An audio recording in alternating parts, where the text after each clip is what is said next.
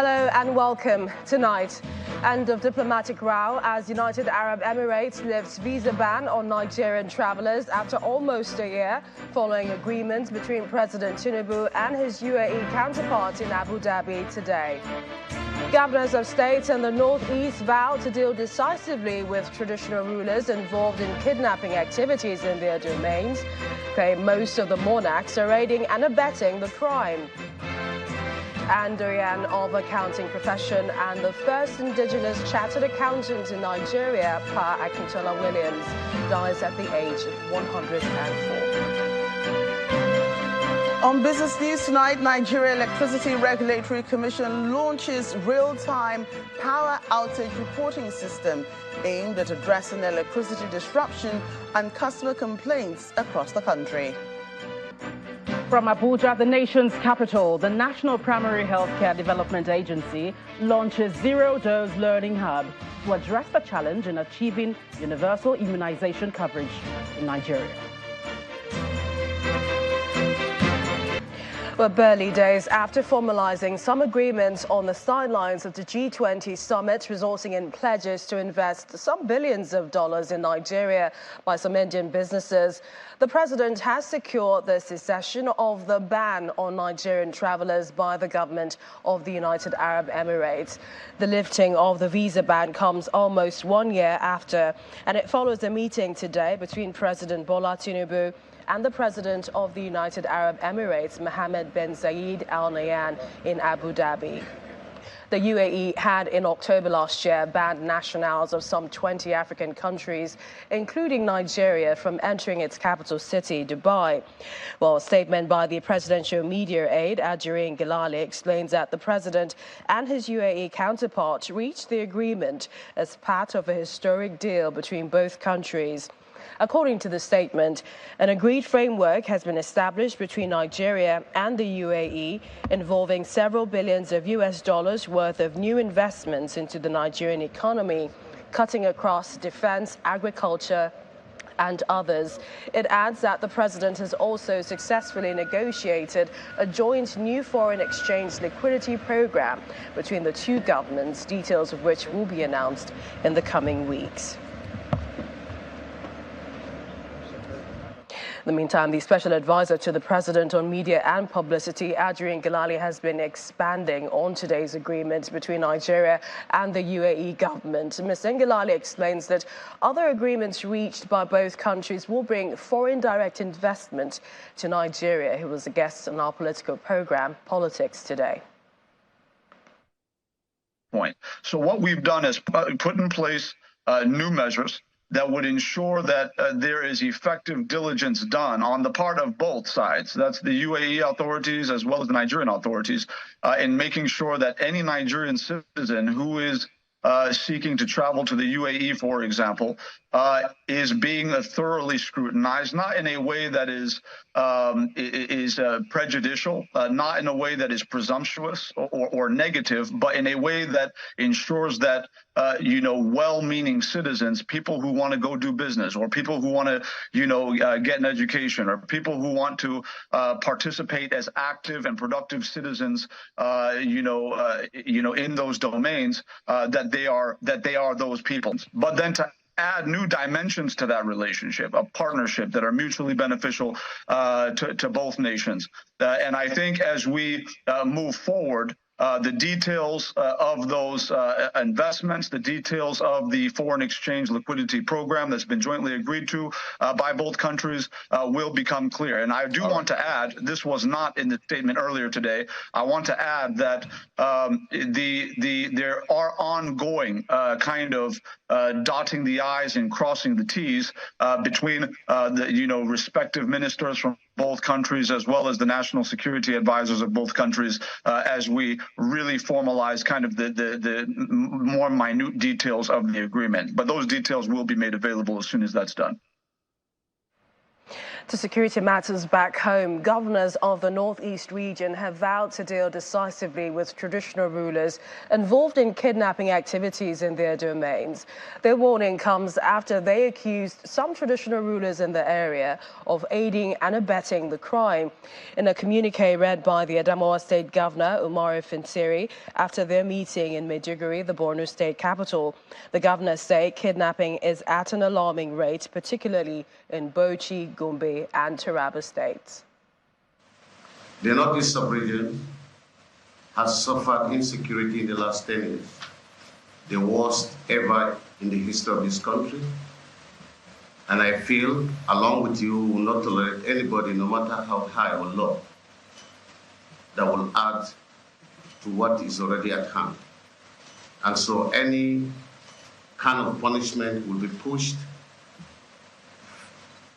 moving and ranging from state to state against any traditional ruler that will connive with these miners, most of whom are not lances, to come and carry out activities in our communities that will further degenerate us into a worse security situation. And this punishment are found in our laws of emirs and chiefs in the various 6 states of the sub-region. To other stories, it appears the dust is yet to settle in the recent rout between the Edo State Deputy Governor Philip Shaibu and the Governor Godwin Obaseki. This comes as the Deputy Governor has begun relocating to number 7 Osadebe Avenue, GRA, Benin City, following claims of a directive allegedly sent to the Permanent Secretary Office of the Deputy Governor by the Office of the Head of Service, Edo State. Sources close to the Deputy Governor claim that the new office is not adequate as key amenities are not currently available, but the Office of the Governor maintains that all is in place for the Deputy Governor at his new office. September 11, 2023, the Deputy Governor commences relocation to his new office, which is a stone's throw from the Government House, following claims of a directive from the Head of Service, Anthony Okunbowa, to the Permanent Secretary, Office of the Deputy Governor to that effect. Sources close to the state government say it's merely an administrative affair, devoid of any drama, and that the Deputy Governor's new office is still within the area designated as Government House. Although the state government insists that the building is ready for use, the Deputy Governor's aides refute this claim, saying that it's still not habitable or ready for use, is waterlogged, and consists of small office spaces. Another claim coming from the Deputy Governor's spokespeople is that Mr. Shaibu's former office needs no renovation, as it befits his status as the number 2 citizen, complete with all facilities necessary. The storm began to brew with this suit instituted by the Deputy Governor, alleging a plot by the Governor and the State Assembly to impeach him. His principal, the Governor, Godwin Obaseki, sees things differently. I am not aware of any plot or any scheme to impeach the Deputy Governor, Right Honorable Philip Shaibu. I believe that this action by him is just a preemptive move to get a court order, keep his position while he now moves to the other party to get a ticket. Subsequently, at a church event in Benin City, a move by Mr. Shaibu to access the governor is halted by security personnel. The Deputy Governor, however, waved this off as a storm in a teacup. I will continue to support Godwin Obaseki as the governor of Edo State from beginning to the end. But that doesn't stop any other thing that has to do with ambition. Ambition is personal. Ambition does not affect loyalty. Yet another incident occurred at the 60th anniversary of the Midwest referendum held in Benin City, the Edo State capital. The Deputy Governor's media crew is denied access to the ceremony.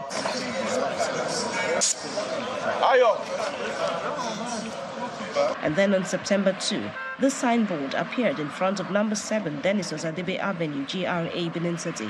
The Deputy Governor had, however, on 5th September, in a circular, disclosed withdrawal of the suit at the Federal High Court.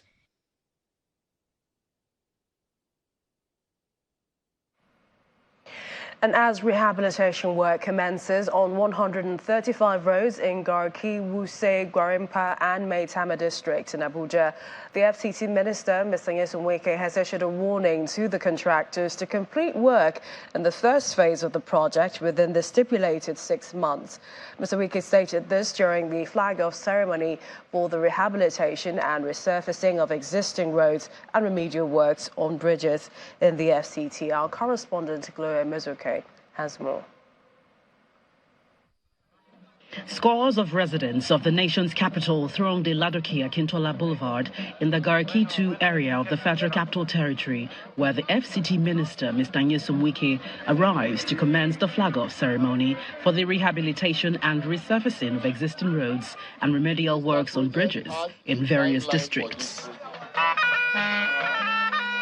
The first phase of the road rehabilitation flag-off, witnessed by members of the House of Representatives, top government officials, traditional rulers among others, is the minister's initial infrastructural project upon assumption into office 3 weeks ago. As has been highlighted, about 135 roads in Wuse, Garki, some areas in Maitama and Asokoro are involved. A total of about 42 kilometers of this road put together will undergo this rehabilitation and resurfacing.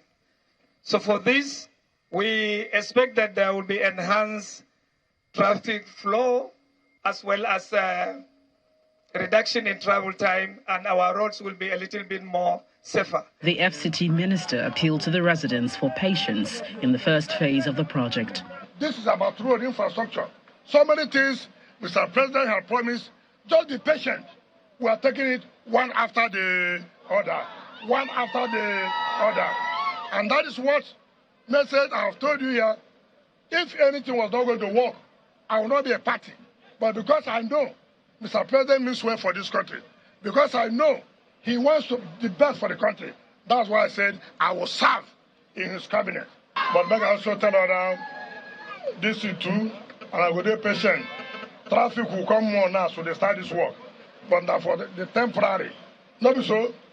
Now to the contractors, let me warn you now. Nothing like variation, it will not work. Job of 1 naira. In the next 7 days, it will become 15 naira. It will not work. Mr. Wike also read the Riot Act to staff of the FCTA. You cannot arrange ordinary microphone to work. How will FCT work? And let me warn all those who are concerned, this will be the last time. If you don't want to work, you leave. Flanked by the Minister of State, Mr. Wike proceeds to flag off the project.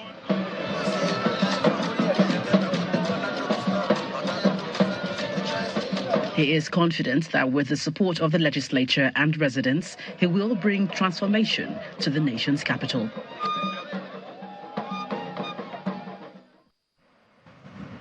In part two, after the break, Minister of Health restates his commitment to pursuing a 4-point agenda to improve healthcare delivery in the country. That's in a moment. Please stay with us.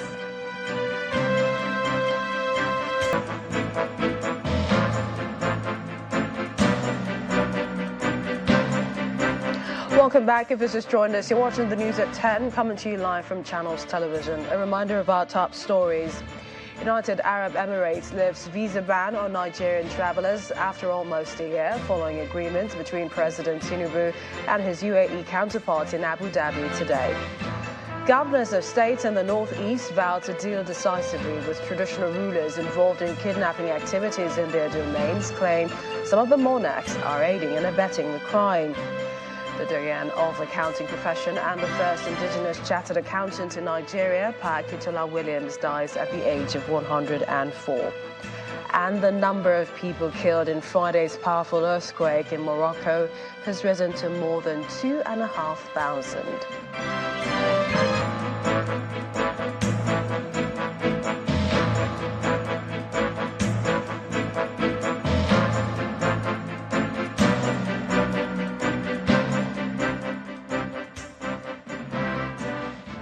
We continue with health. The Minister of Health, Professor Mohammed Pate, has commended Nigerian health workers for their resilience in the face of the challenges, including kidnappings and other forms of insecurity across the country. Professor Pate, who identified improvements to be made in the health sector, noted that the current administration is committed to pursuing a 4-point agenda to improving the overall state of health in the country. He was speaking in our breakfast program, Sunrise Daily. People that work hard within the health sector have to be appreciated for what they have been able to do with limited financing, with all kinds of challenges. Take insecurity, for instance. There are many health workers who have been kidnapped in the course of doing their work in rural areas in different parts of the country. Yet, health workers have continued to work hard to deliver services. Now, are they perfect? No. Is there scope for significant improvement? Yes. And that's why we have articulated these 4 buckets of things that we would do. My colleague and I, the Minister of State for Health, Dr. Tunji Alausa, and myself, are committed, based on the President's mandate, to pursue those 4 elements to improve the overall state of health in Nigeria, one of which is to improve the governance of it.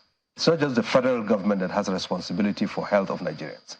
All state governors, all local government authorities have to play their part, invest, ensure the services are delivered and the quality of services is good.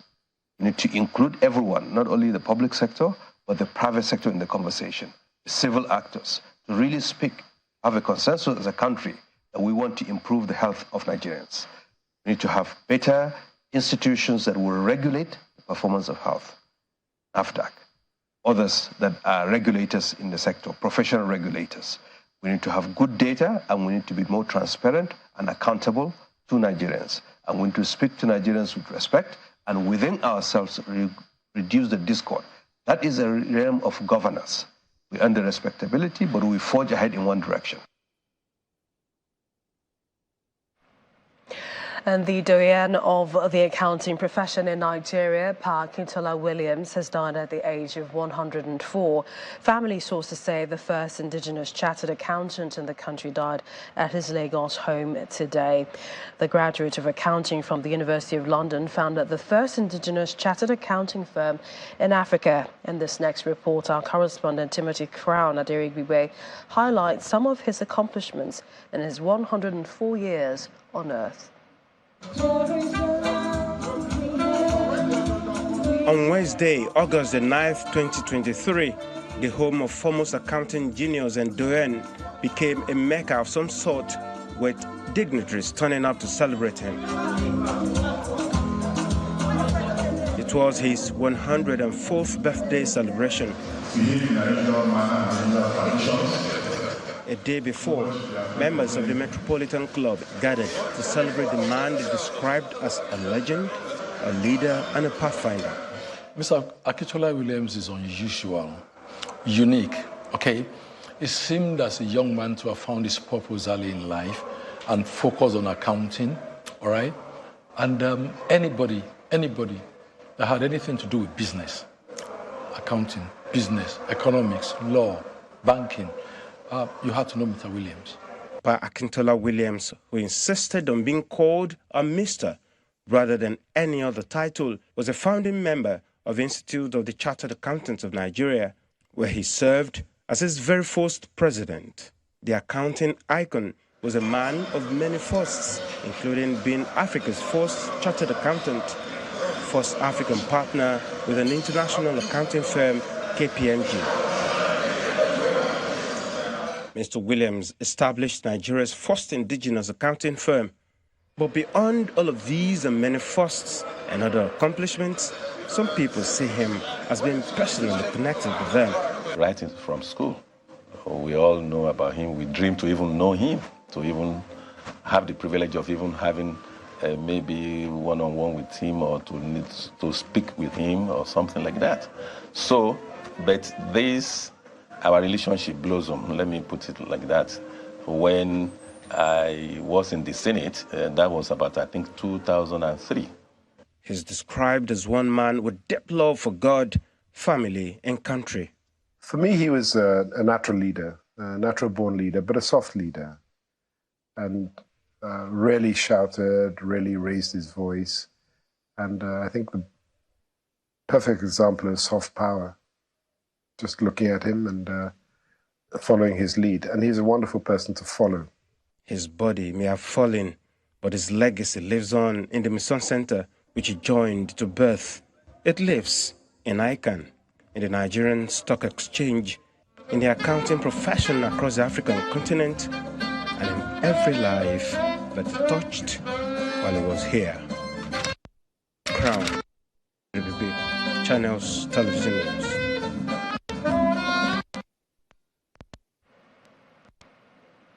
Nikon, indeed. Meanwhile, the Lagos State Governor, Mr. Babajide Sanwo-Olu, has been mourning the passage of the elder statesman, Mr. Akintola Williams, describing his death as a colossal loss. In a statement, the governor says the legacies of Mr. Williams cannot be forgotten, adding that his record of service as an accountant of repute and a leader of remarkable achievements will remain indelible for generations to come. The statement adds, on behalf of the government and people of Lagos State, we celebrate the departure of a great legend and the doyen of accounting in Nigeria, Akintola Williams, who contributed his quota to the financial sector and the economy of Nigeria during his lifetime. Governor Sanwo-Olu commiserates with his family, friends, associates, and all accountants in Nigeria. And we head to Abuja for more stories. Gloria Mizuke is waiting. Hi, Gloria. It's good to see you. Hello, Millicent. Many thanks. We begin here in Abuja with health matters. The National Primary Healthcare Development Agency has launched the National Zero Dose Learning Hub, a platform designed to address the significant challenge in achieving universal immunization coverage in Nigeria. The Learning Hub, which is an innovative approach, will provide a framework for Nigeria to promptly generate strategies that can be leveraged to successfully identify, monitor and reach zero-dose children and missed communities in which they reside. Our correspondent, Victoria Longjohn, reports. Nigeria is the highest contributor to the global burden of zero-dose children, with about 2.4 million children unvaccinated. This number of children who reside in missed communities not only pose a significant challenge for the country in achieving universal immunization coverage, but are also potential epicenters of disease outbreaks. To address this challenge, officials of the National Primary Health Development Agency, Africa Field Epidemiology Network, vaccine manufacturers Gavi, and other development partners are gathered here to launch the National Zero Dose Learning Hub. We are gathered here for a milestone moment in the global fight against preventable diseases. The national launch of the Zero Dose Learning Hub is a momentous occasion for all children in Nigeria. The Zero Dose Learning Hub is not just a platform, it is a beacon of possibility. Our aspiration is that this hub will offer an extensive platform for all individuals engaged in the administration of immunization services at both national and sub-national levels. The hub, which will be implemented in a two-phased approach, will kick off in 4 priority states, namely Bauchi, Borno, Kano, and Sokoto, based on certain criteria concerning insecurity and the presence of IDP camps, amongst other factors. There is already 100 LGS prioritized for zero-dose reduction by 30%. And the strategies are very well aligned with the Immunization Agenda 2030, but also the Gavi 5.0 strategy. The Country Learning Hubs is an initiative in 4 countries. Nigeria is the 4th and the last to launch. Mali, Uganda, and Bangladesh are the other countries, just to provide various contexts and various geographical experiences. As Nigeria gears towards achieving universal immunization coverage, the Zero Dose Learning Hub is expected to make significant contribution in the fight against vaccine-preventable diseases. Victoria Longjohn, Channels Television News. To party politics in Kogi State, the candidate of the African Democratic Congress, Mr. Leke Abejide, is vowing that he will surprise everyone in the November 11 governorship election by taking over the government house. Mr. Abejide stated this in Yagba West during a Thanksgiving program he organized in honor of his people, whom he said gave him the mandate to represent them at the National Assembly. He says he remains optimistic of a landslide victory. Traditional rulers from the 3 local government areas that make up Yagba Federal Constituency, party faithfuls and stalwarts, captains of industry, are all here in Isanlu for the Thanksgiving service of Honorable Leke Abejide, who is the member representing Yagba Federal Constituency. Honorable Leke Abejide, who is a second-term member of the House of Representatives and the Chairman, House Committee on Customs and Excise Duties, is thanking God and the people of Mokwa-Moro, Yagba West and Yagba East federal constituencies for returning him to the House of Representatives. The Chairman, Christian Association of Nigeria, CAN, in Sanlu Branch, commends Mr. Leke Abejide for paying wide fees for secondary school students and construction of access road in Yagba Federal Constituency. We, the entire CAN members, appreciate Honorable Leke Abejide for his support in paying the wide NECO fees, construction of many roads, buy of vehicles for assistance for many people in the local government. We pray as a body of CAN that God Almighty will take you to a greater height. In the name of Jesus. For his attitude on Thanksgiving, members of the Christian Association of Nigeria then prayed for Mr. Leke Abejide. In your rising up every morning, Shortly after the prayers, Mr. Abejide charged members of his party not to succumb to intimidation from other political parties, especially the ruling party. I want to tell you today that in this next election, he has promised that there's going to be a level playing field. There will be no targeting for anybody. Nobody will use fake police. His running mate in an interview said the ADC is the only party that can turn around the fortunes of the state while soliciting for votes from the electorate. Well, Leke, as a member of House of Representatives representing Yagba West, Yagba Federal Constituency, has demonstrated what some of us yearn for in terms of leadership. Even though he wasn't in the executive arm of government, he was in legislative arm, but he went beyond legislation to do the carry out executive activities. As residents of the area are thrilled by a popular musician, the ADC candidate believes INEC will provide a level playing ground to allow every vote count. Well, still ahead on the news at 10, Nigeria Electricity Regulatory Commission launches real-time power outage reporting system to address electricity disruption and customer complaints across the country. That's on Business News. Do join us again. Welcome back. You're still watching the news at 10, coming to you live on Channels Television. In legal matters, the Imo State National and State House of Assembly Election Petition Tribunal has sacked the House of Representatives member representing Idiato Federal Constituency, Mr. Ikenga Ugochinyere. The tribunal, led by Justice Anthony Apovi, issued the judgment on the grounds of invalid primary election of the People's Democratic Party that produced Mr. Ugochinyere as the candidate. The tribunal ordered a supplementary election within 90 days in the state and declared that Mr. Ugochinyere is not qualified to contest the election. Mr. Ugochinyere has vowed to appeal the judgment. Rivers State Governor Mr. Simila Nalaye Fubara has promised to continue to take actions that will make the residents feel safe and satisfied with the use of the state's resources. Governor Fubara stated this during the commissioning of a road in Obiakpo local government area as part of the project inauguration for his first 100 days in office. Governor Simila of Rivers State is returning to Obiakpo local government area on a second consecutive day for the delivery of infrastructure to mark his 100 days in office.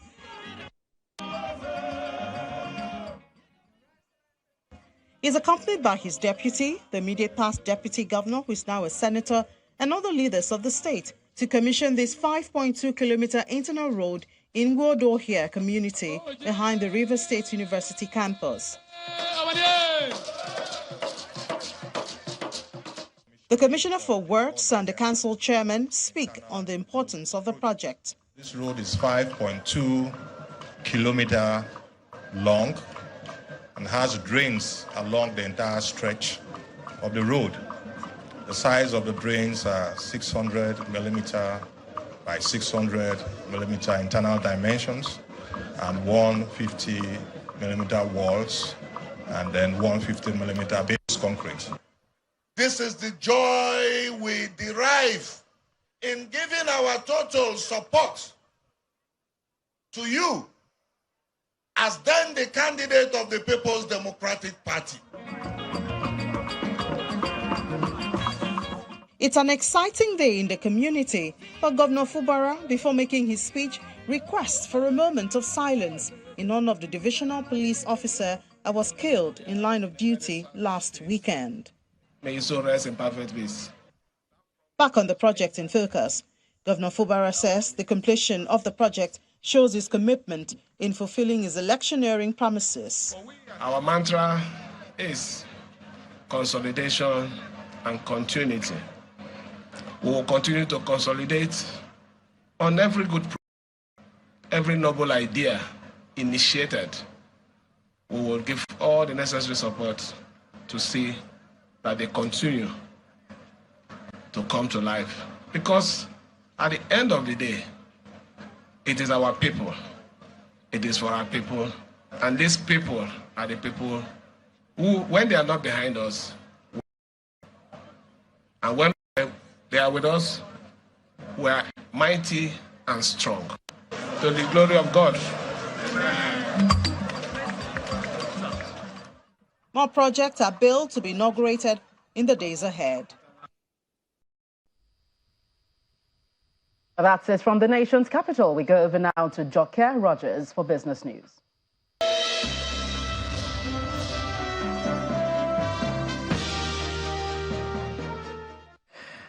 Thanks, Gloria. Welcome to Business News. The Nigeria Electricity Regulatory Commission has launched a real-time power outage reporting system aimed at addressing electricity disruption and customer complaints.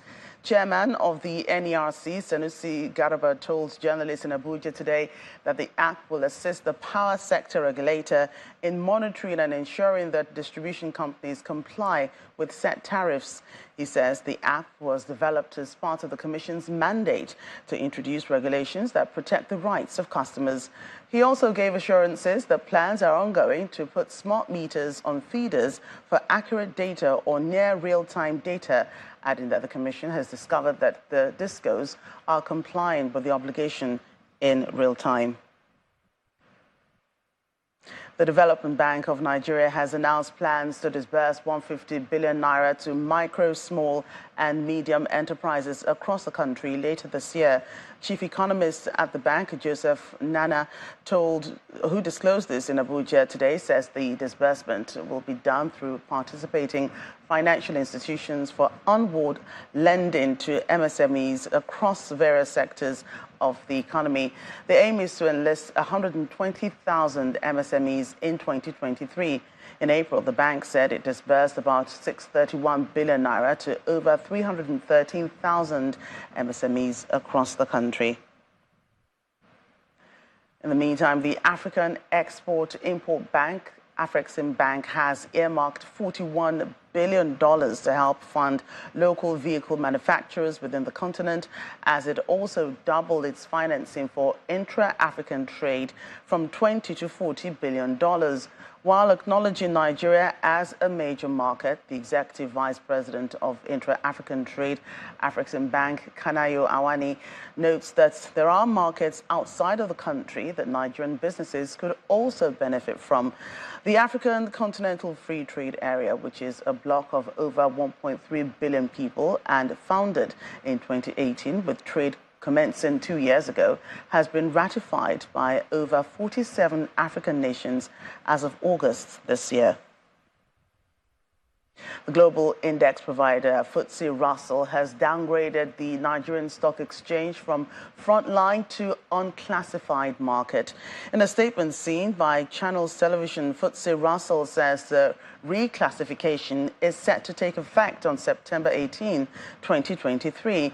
The UK-based financial institution cited Nigeria's ongoing foreign exchange issues as a key factor behind the downgrade. FTSE Russell further notes that despite changes introduced into Nigeria's financial system last year, there has been little or no improvement in foreign exchange supply trends, which is a factor that continues to deter capital inflows from institutional investors. And talking about the domestic bourse, it began the second trading week of September in the red, with more than 460 billion naira lost to profit taken by investors. Willie Bong has the details.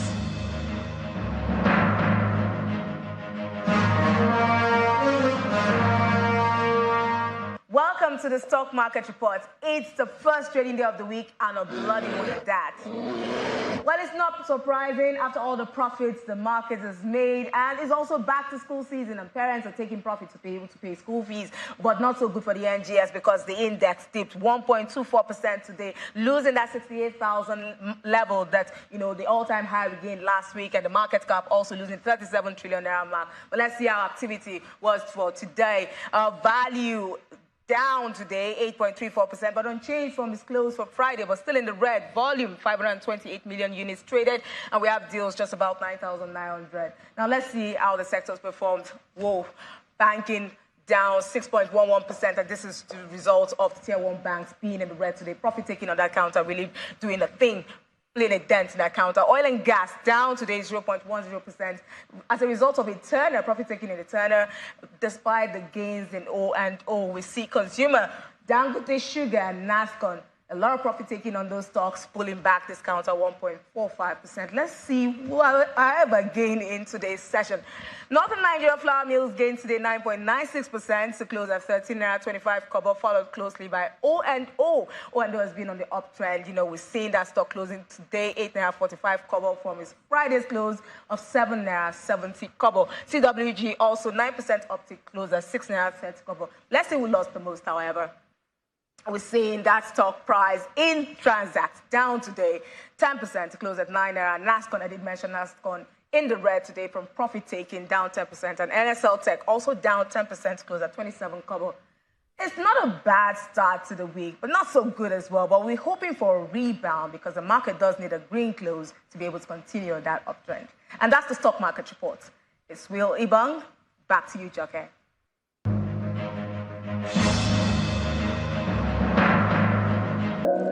That's business news on the news at 10. Millicent will be back shortly.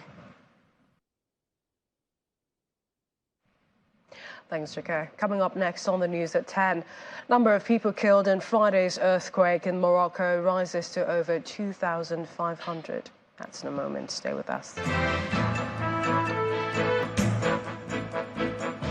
And it's been a tough couple of days for rescuers searching for survivors in rubble following the powerful 6.8 magnitude earthquake that struck Morocco on Friday.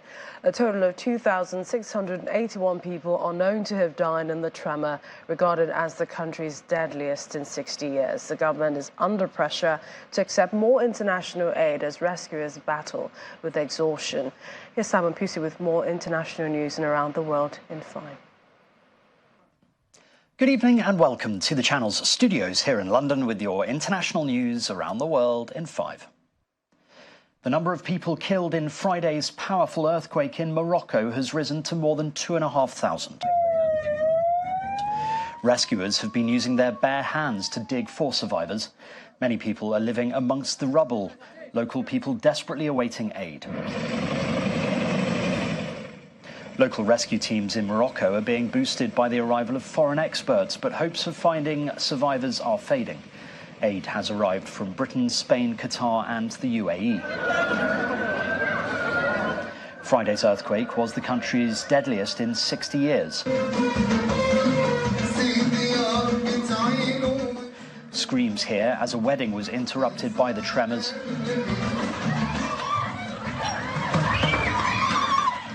And here, the moment a man narrowly avoided a building collapse during the deadly earthquake, caught on CCTV. North Korea's leader Kim Jong-un has reportedly started his journey to Vladivostok for a summit with Russia's President Vladimir Putin. South Korean media reported that the armoured train that Mr. Kim uses for foreign visits appears to have departed Pyongyang. The meeting between the two leaders is expected to take place as early as Tuesday local time.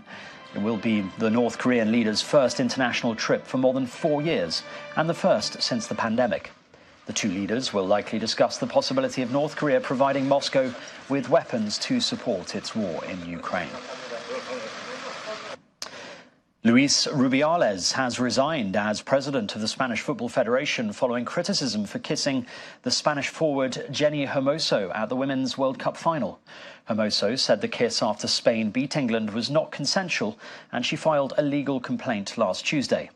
Rubiales said he had submitted his resignation to Federation acting president Pedro Roca in a statement. The 46-year-old has also resigned from his position as vice president of UEFA's executive committee. Egypt has voiced anger after Ethiopia announced it had filled the reservoir at a highly controversial hydroelectric dam on the Blue Nile River. Ethiopia had been in dispute with Egypt and Sudan over the mega project since its launch in 2011. Egypt's foreign ministry said Ethiopia was disregarding the interests of the downstream countries. Ethiopia says the $4.2 billion dam will not cut their share of Nile water. Ethiopian Prime Minister Abiy Ahmed said, "It is with great pleasure that I announce the successful completion of the fourth and final filling of the Renaissance Dam." The dam began generating electricity in February last year. An official has said that at least 150 people have died after a powerful storm caused severe flooding in eastern Libya. Storm Daniel made landfall in the North African nation over the weekend, prompting authorities to declare a state of extreme emergency. Last week, it killed a dozen people in Europe. 7 Libyan army personnel have gone missing during ongoing rescue efforts. Officials in eastern Libya have imposed a curfew, while schools and shops have been ordered to close. Strong floodwaters have swept people and their belongings away as flooding hit the Chinese city of Xi'an in Shanxi province. Video showed a person pushing a rack against intense, fast-moving floodwater on a street at Chang'an district. The gushing water soon washed another person and other debris by and dragged them all away. And the Kilauea volcano on Hawaii's Big Island has erupted, with flows currently confined to the surrounding crater floor. This is an unbelievable event. So those of you lucky enough to be on the Pride of America coming up. Footage from a company that offers tours around the Hawaiian Volcano Natural Park showed lava spewing into the air. Images also showed fissures at the base of the volcano's crater that are generating lava flows on the surface of the crater floor. For the afternoon in Hawaii, I am standing on the edge of Halima'oma'o crater. And to all our customers coming up this week, you are going to see lava, hopefully, unless something dramatic changes. We've got more fountains over here. The Hawaii Emergency Management Agency said that the eruption does not pose a lava threat to local communities. And that's your international news around the world in 5. Now back to the Channel studios in Lagos.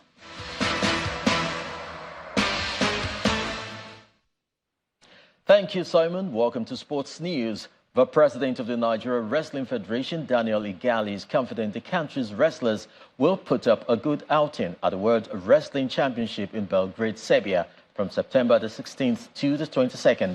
Mr. Igali says, following the achievement recorded in wrestling in the last 10 years, he is targeting a medal sweep in the pre-Olympic qualifier. Juventus France midfielder Paul Pogba has been provisionally suspended from testing after testing positive for banned substance. Italy's National Anti-Doping Tribunal confirmed earlier today that the test performed after Juve's victory at Udinese on August the 20th detected testosterone, a hormone that increases athletes' endurance.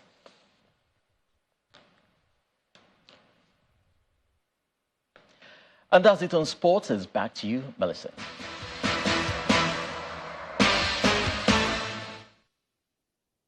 Thank you, Chris. And the main news again. United Arab Emirates today lifted the visa ban on Nigerian travelers after almost a year following agreement between President Tinubu and his UAE counterpart in Abu Dhabi today.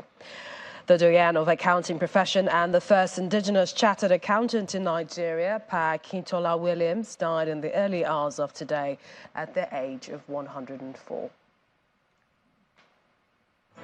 And that's the news at 10 tonight. Many thanks for watching. I'm Millicent Walker. Have a good night and stay safe.